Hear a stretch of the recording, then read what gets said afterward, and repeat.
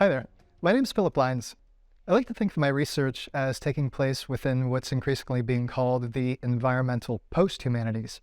Now, this term might seem a little strange. How do you do the environmental humanities after or without the human?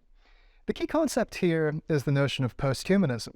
Now, on the one hand, this term can mean post-humanism of the ideal of man, and in this sense, the environmental humanities are often practiced through decolonial, ecofeminist, or anti-racist environmental praxis. On the other hand, and this is the way that I like to approach the environmental post-humanities, is to situate what's called a post-anthropocentric thinking, decentering the human from the center of our concerns. As we're going through the sixth mass extinction of all life on Earth, I think it's increasingly important to turn our attention away from the human itself, towards animals, towards plants and fungi, towards ecosystems, even the Earth itself. My name's Naomi and I'm Associate Professor in the English Studies Department here at Durham University. I teach on modules at the moment that are both focused on literary criticism and also on creative practice, on creative writing, and my own interests in the environmental humanities are in both of those two areas.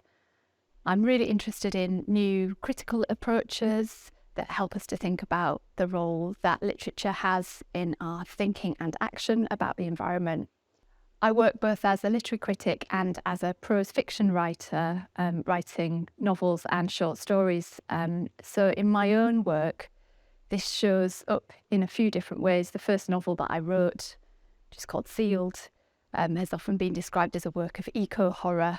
So broadly working in a kind of dystopian mould to imagine some of the most horrifying consequences of climate change.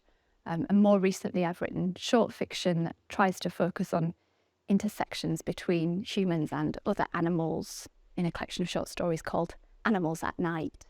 I find myself really interested in new genres that are emerging as we try to grapple with the environment, the climate crisis, and other emergencies that we find ourselves in. So for me, that is encompassed by the emergence of a kind of broad way of thinking about the novel and the environment, which is sometimes captured in the term climate fiction or cli-fi, but within that very broad category, there seem to be a number of different genres that we might identify as emerging. Some of them are to do with imagining the more disturbing consequences of climate change, for example, and we might see that in eco-horror. Some engage with modes of mourning, for instance, climate elegy, and there are more kind of hopeful genres, subgenres emerging too, like solar punk, in which we see writers imagining the ingenious ways that human activity might help to find solutions for problems that are to do with the environment.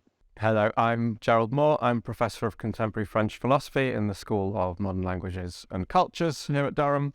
My research focuses primarily on the intersection between contemporary French philosophy of technology and biology with evolutionary anthropology.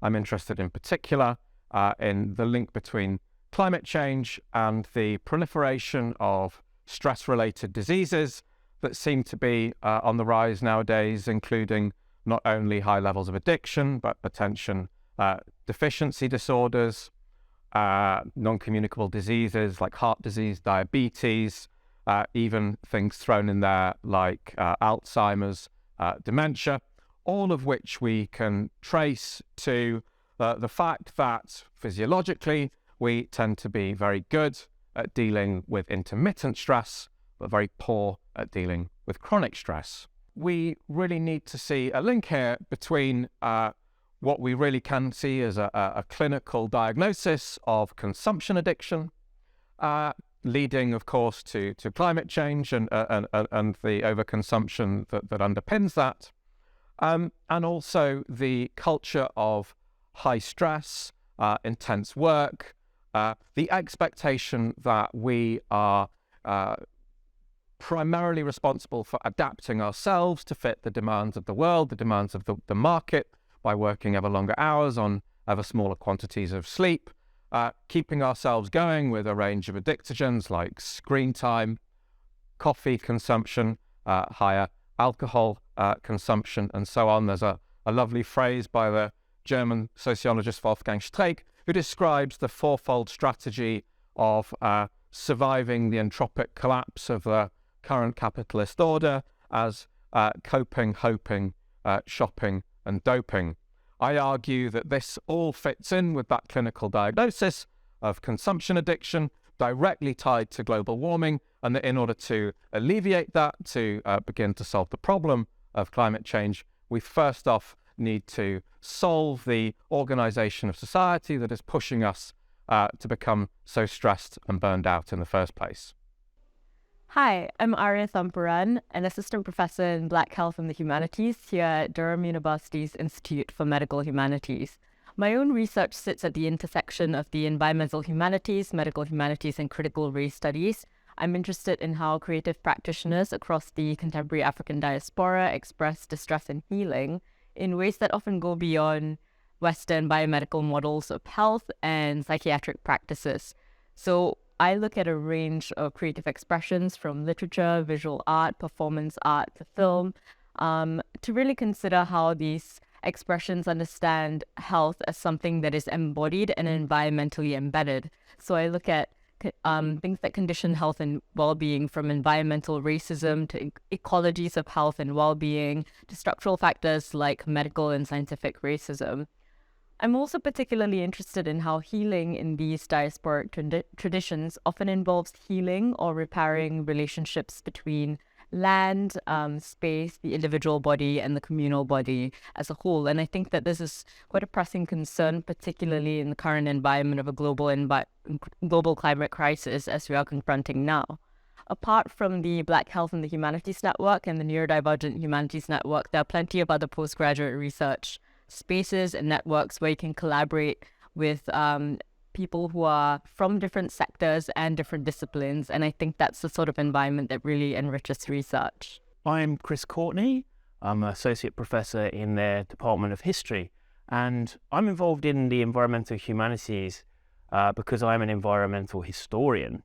I specialize particularly in the environmental history of Wuhan, which is a city that I used to have to introduce to people, but now everybody has heard of it. Wuhan is located in an area that's very flood prone, so it's had some very disastrous floods. And I look at how the long-term human interaction with people and rivers and lakes and wetlands have created this problem. More recently, I've been looking at heat. So I look at how cities like Wuhan have become heat islands. Wuhan is known as a furnace city. It's a city where people have to experience incredibly hot summers with high levels of humidity. I look at some of the technologies and techniques that people use to get over this problem. There's a definition of environmental history which I like, which is by a historian called John McNeill, which is that environmental historians write history as if nature existed, by which, of course, he's having a go at all other historians saying they write history as if nature doesn't exist. They write history as if all of the rivers and lakes weren't there. They write history as if there were no tigers and elephants and dogs roaming around alongside us. And they write history as if there were no bacteria and viruses interacting with us continually. So environmental historians instead refuse to see people just as citizens of nations or subject of empires, but also see people as organisms within an ecosystem. And they say in order to understand history, you need to understand this kind of broader ecological perspective. And that really comes into where environmental history fits in with the environmental humanities. Because in order to understand, historians basically are people who read texts. So in order to be able to interpret what people are saying about their environmental relationships in the past, you need to understand things about theology, philosophy, and all of these other aspects of the humanities, which helps you to interpret what people are saying about the environment. So one of the great things about the environmental humanities is this interdisciplinary nature that allows people who normally might focus on one aspect to kind of have conversations with other people and be able to kind of have a more holistic understanding of the past.